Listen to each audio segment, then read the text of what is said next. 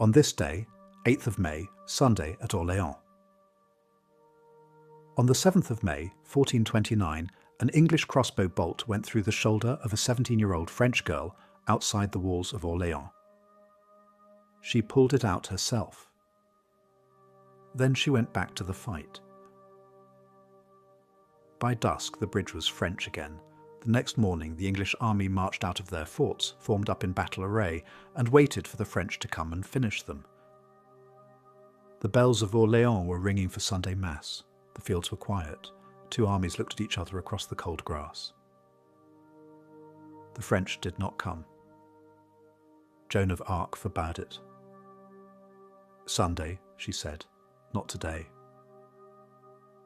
The English stood in the field for an hour. Then they turned and walked away. The siege had begun the previous October. 7 months. The English under Salisbury, then Suffolk, then Talbot, ringed the city in a chain of forts. The bridge over the Loire was theirs. The southern approaches were theirs. Orléans was 40,000 mouths to feed, and they meant to starve it. In February, the French tried to cut the besiegers' supply line and were beaten in a field of broken herring barrels by a smaller English force. The chroniclers still call it the Battle of the Herrings. After that, the French court ran out of ideas. By March, the city had begun negotiating its surrender. The Burgundians wanted it as a free open city. Bedford in Paris refused.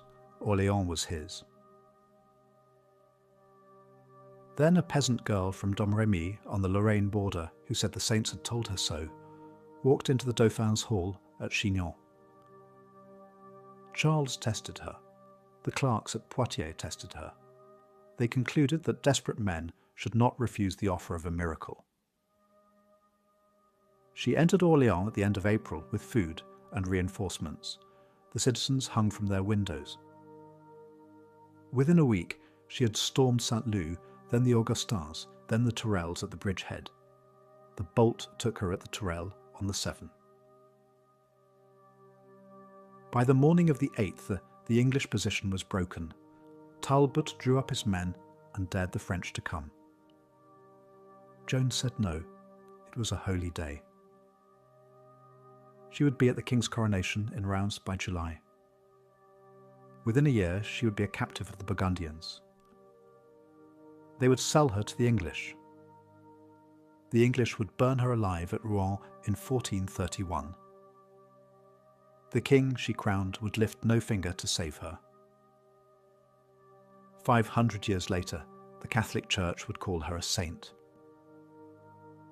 In Orléans, on the 8th of May, every year, a young woman in white armour rides a horse through the streets while the city celebrates a siege that ended 6 centuries ago.